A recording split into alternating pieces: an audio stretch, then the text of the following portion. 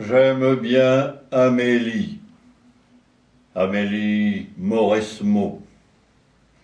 Aussi je lui dédie Today ces quelques mots.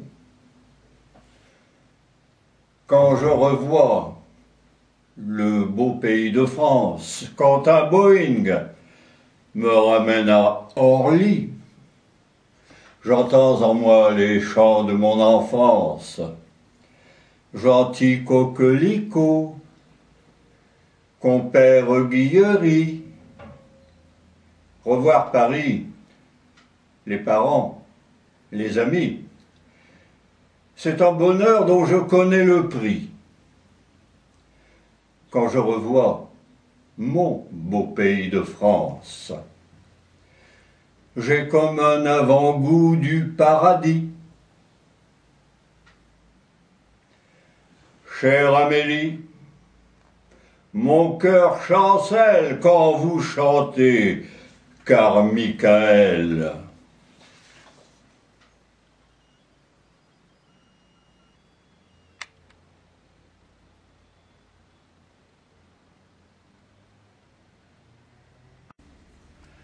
Tout le monde connaît car Michael.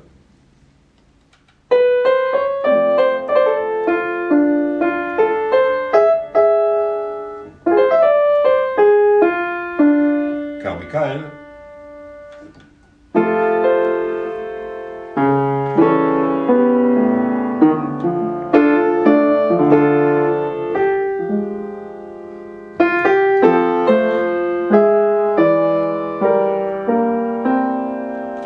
Car Michael.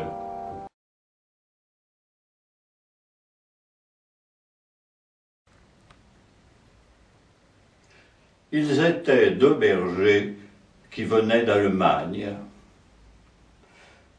Ces bergers allemands n'avaient pas de compagne, et comme ils n'étaient pas homo, leur maître, un homme charitable, se fendit pour eux d'un cadeau, une jolie chienne gonflable.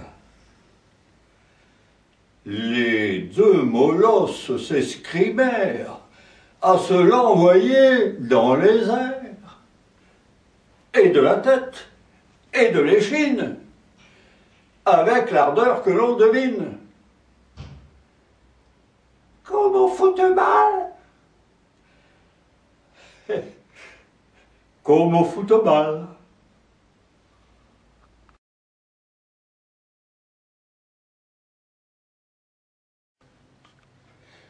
Elle n'était pas très futée, c'est le moins que l'on puisse en dire, mais elle avait une beauté qui avait tout pour me séduire.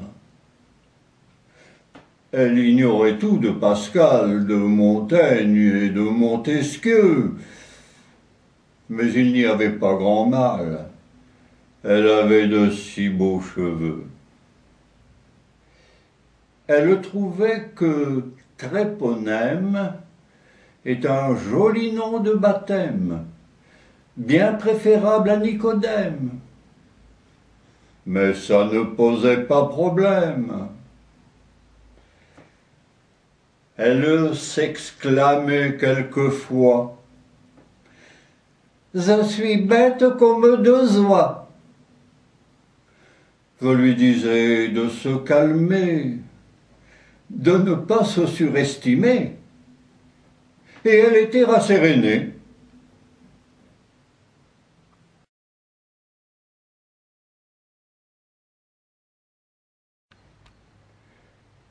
Deux escargots voyageaient de conserve, la corne haute et haut le cœur, en gastéropode que rien n'énerve, suivi de près par un tracteur. Coquille au dos, sur un vieux pont de briques, la corne haute et haut le corps, de leur pâteau pas colimaçonnique, ils s'engagèrent, ventre au sol. Le tracteur au derrière, ils arrivèrent, la corne haute et haut le pied. Enfin, de l'autre côté de la rivière, quand le vieux pont s'est écroulé, nos cheminots se dirent, sans un geste, la corne haute et haut le cœur. Faut l'escargot, on serait pas aussi peste, peut-être bien qu'on serait dans le malheur, on serait dans l'eau, comme le tracteur.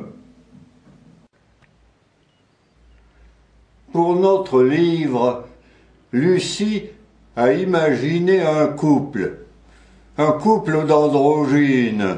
C'est original.